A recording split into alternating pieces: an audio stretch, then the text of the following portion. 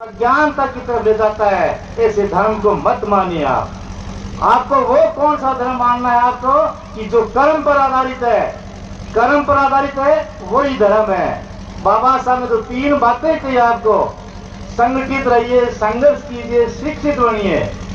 जैसा कि एक हमारी बेटी यहाँ से बोली थी, उल्लास नायक गरीब की बेटी है, वो आपसे राजदूत बनी थी। एक उर्मूल ट्रस्ट की तरफ से हांगकांग के वहां की अपने बुद्धि के बल पर, शिक्षा के बल पर बनी थी। तो ऐसे ही बेटियों को भी आगे आना चाहिए।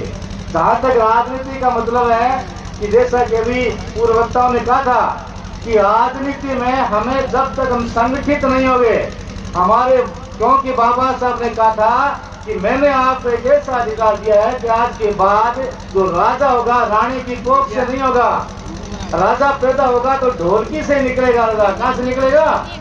ढोलकी से राजा पैदा होगा। उस ढोलकी में मतदान यदि हम संगठित नहीं होकर करेंगे, हम संगठित नहीं रहेंगे, हमें हमारे वोट की पहचान नहीं होगी, तो हम कभी भी राजा नहीं बन सकते।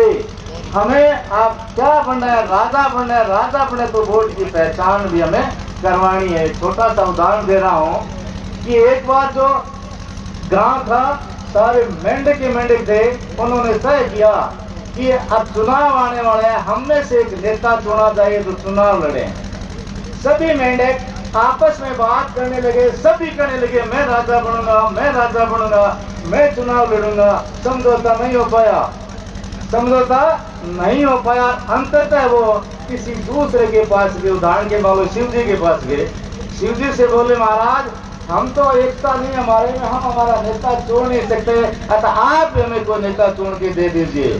शिव जी ने क्या किया कि अपने नंदी को भेज दिया कि ये आपका नेता है, आप इसको चुन लीजिए।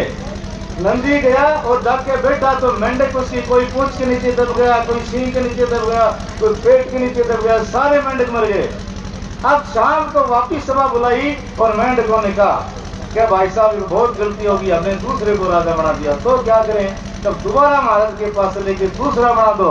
तो दोबारा गए कि साहब ये तो बहुत भारी भरकम है, किसी की सुनता नहीं है, सबको गई अपने और शिकार कर लेता है। तब शिवजी ने अपने गले से क्या निकाल के दे दिया?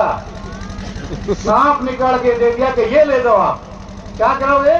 क्या आप ये ले दो, ये बहुत ही अच्छा राजा है। वो सांप गया और सांप और मेंढक की हमेशा दुश्मनी रहती है, आप सबको पता ही है। जैसे ही मौका मिला एक एक मेंढक को खाने लगे, धीरे धीरे करके उसने सारे मेंढक खा लिए।